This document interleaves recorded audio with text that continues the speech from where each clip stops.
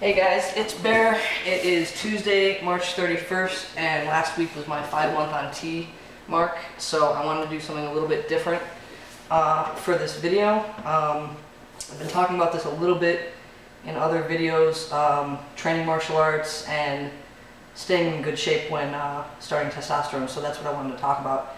And I've got with me my good friend Joe. Yeah. We've been both at the academy here for about 10 years. Training partners for probably the last 5 or 6. We've gone through black belt testing together, teach together, and become fairly good friends. And Joe has become kind of like my fitness and nutrition guy. Joe got into the personal training as well as the martial arts due to self-interest, and then grew in the interest of helping others. So thanks for joining me in my video today, Joe. Absolutely. So yeah, fitness during transition, and most specifically female to male on testosterone. Testosterone often causes weight gain and often undesirable weight gain. So the question is why and how to stay fit when on T. So T, one of the 4 H's of T is hungry. Hungry, hairy, horny, and hot. T makes you hungry. Oh, yeah. Why? Oh yeah. I don't think I've ever stopped puberty. I'm always hungry. But the big picture behind it is your body is going through a change. Think about puberty again. Your body's going through all of these different changes. Your body is a machine, and like any other machine, it takes energy to fuel it. The more things, think about driving a car. The more you drive a car, plus you have the radio on and you have the heat or the AC on, the windows are down, you've got power windows at that, you've got a sunroof, the more gas it's going to take. The same thing, when your body is transitioning from one gender to another, it's going to use a lot of fuel, and you're going to be hungry. Our eating is the way we get energy, it's the way we get heat, it's the way we get everything. So you're going to be hungry way more often because of all these changes going on in your body. Again, it's like puberty, you're going through a lot of changes, unlike menopause or when guys start to get older and the testosterone level drops, things are shutting down. They're using less energy at that point. When you're actually changing your muscle structure, your hormones, everything are changing, you use a ton of energy that needs to be replenished. Okay, that makes sense. So basically, it's making you more hungry. You should listen to that hunger because you need to fuel your body. Yes. It basically comes down to healthy decision making then. Absolutely. I don't care who you are in terms of male or female, we're all human beings, and if you eat like crap, that's what's going to happen. If you put junk fuel in a car, your car is not going to run well. You put awesome food in a car, your body's going to run really good, that car's going to run really good. Again, your body's a machine. You always have to think we're an organic machine. So good food in, good energy out. Bad food in, bad energy out. So just because you're hungry more now does not give you a free ticket to eat whatever you want, whenever you want. You still have to eat good, you still have to eat sensible. Okay. So in my case, since starting testosterone, I've put on about 6 or 7 pounds, but we did my body mass index test a couple weeks ago, and it turned out I had lost probably about half my body You lost a good fat. amount of body fat. So the question is, why did it work that way for me? Instead of putting on like crap weight, like increasing everything that I was eating, eating full portions into half portions and stuff like that. Why did I lose so much fat and put on so much muscle so quickly? That answer is actually pretty easy. For you as an individual, you work out regularly, multiple days in a week. You're always working out. If it's not one thing, if it's not strength training, then it's cardio the next day. Then there's always something going on. So your body is used to you working out.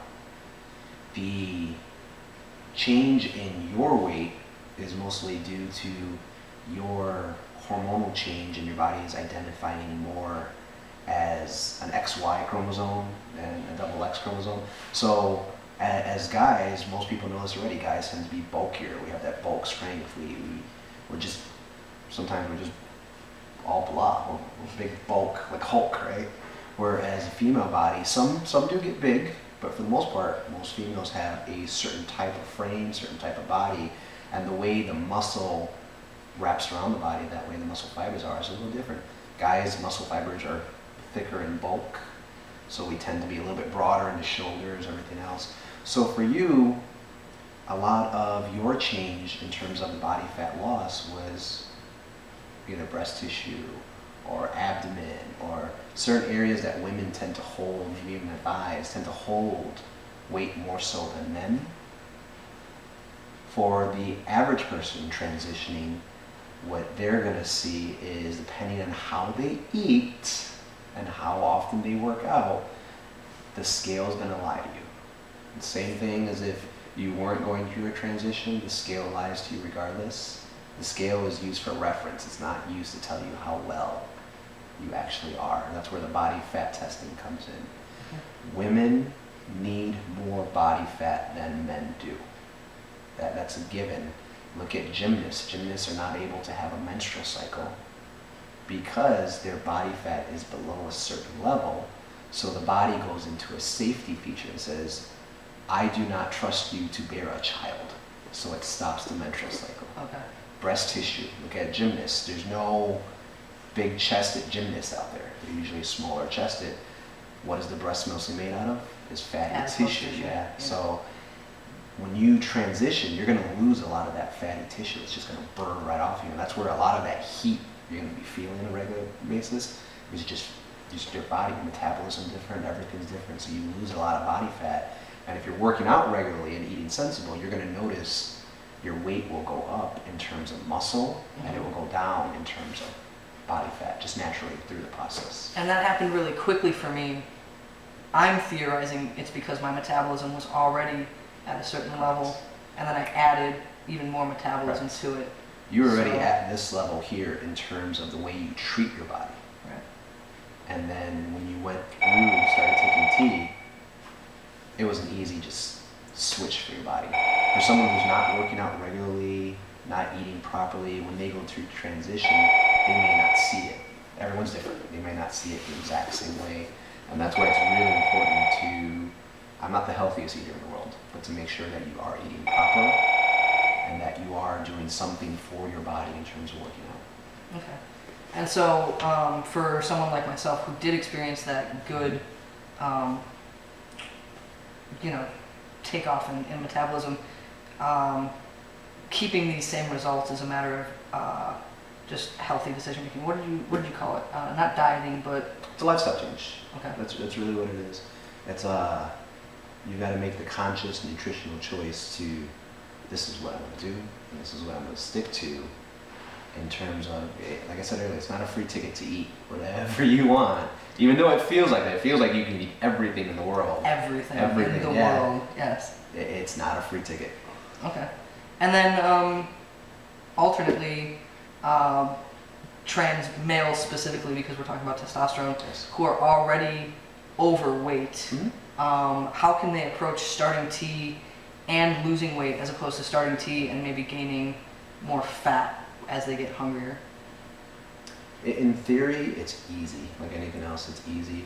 I think I told you this earlier. Anybody, at least in our field, in terms of martial arts or combative sports, however you want to look at that, you turn on YouTube, you watch a Rocky video, a montage, training montage, and you're like, yeah, I'm ready to go. But are you going to do it again tomorrow? Right. Are you going to do it again the day after? Are you going to do it, So motivation is easy. Consistency is the challenge. Commitment. Getting up every day and saying, I'm going to eat sensible. Getting up every day and saying, I'm going to go for a walk or for a jog, or I'm going to get to the gym, or I'm going to do whatever it is that's part of your exercise regimen, routine. Committing to it is the challenge there. And that's, in theory, what's easy for anybody to lose weight. It doesn't matter who you are. For any human being to lose weight, you just got to eat sensible and stay committed to your training. Not a workout. Workouts don't work, just like diets don't work. Diets are flip-flop, on and off. Workouts, oh, I went to workout, it was okay. No, training involves a goal. You got to set a goal, and you got to keep working towards that goal. Even if it's an unattainable goal, I want to fly. It's an unattainable goal, but every day I'm going to jump, and you're going to see my vertical jump is getting higher and higher and higher, and that's the point, is to keep reaching for a goal, keep reaching for something. I love that. One of the other things you said earlier too, which is kind of the next thing I want to talk about, is loving yourself for who you are today. And I want to touch base with that specifically about trans males, but also about just human beings. One of the things I see a lot online is trans males that want to go get to the gym and their dysphoria stops them because we have breasts, and going to the gym and working out, you have to expose that, you know. And so one of the things you said earlier is loving yourself for who you are today. And I think that goes for everybody else, you know. You're overweight, you're not feeling good about yourself, you want to get into the gym but you're embarrassed, you know.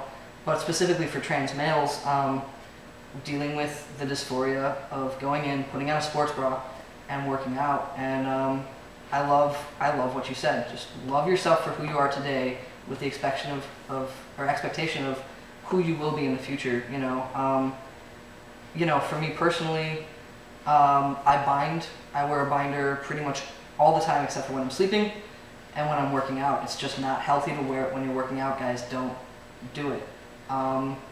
It constricts your torso. It's compressing my breast tissue by constricting my torso. A lot of people complain about rib pain, you know, difficulty breathing. Think about what you have to do to work out. You have to breathe more deeply. If you're not breathing deeply when you're working out, you're causing pulmonary damage. So don't do it. Don't go work out wearing your binder. This sounds harsh, guys, but you have to suck up the dysphoria if you want to get into the gym and work out. And I do it. I brought in my turtle shells to show you what I'm wearing when I'm working out. They see me in class all the time. You know, the other thing is developing a good support system. I have a great support system. They all know I'm trans. They all call me sir, male pronouns and everything. I walk into class and I have on a sports bra with my turtle shells in it to protect my breast tissue until I can get it removed. You know, and if anything, I think it makes me look more busty, to be honest with you. You know, it's a plastic insert, slips into the sports bra, and it's on my chest. And you know what? I hate it, but I do it. So for the people out there that have asked, how do you work out, you know, with your dysphoria? It's a harsh answer. You have to suck it up. You have to go in and do it, because getting yourself more healthy now increases your chances of A, having an operation, being cleared for the operation, and B, you're healing afterwards. So, you know, getting to the gym with your dysphoria, yeah, you might get taken for a female. You have to kind of just suck it up and get in there and do it. Please, guys, don't work out with your binder on. It's really, really dangerous. That's my thoughts on fitness on T. Thanks for joining. Do you have anything else to add? No, I mean, the end there, you know, what you covered, it was really the big things. Respect yourself, love yourself, then you can start to respect others, love others, and you'll really start to see the changes you want, the confidence that will build, that will come with that. And that confidence is what will fuel you to get where you want to go. Excellent. Thanks a lot for joining me for my video. Thanks, guys, for watching, and I'll see you next time.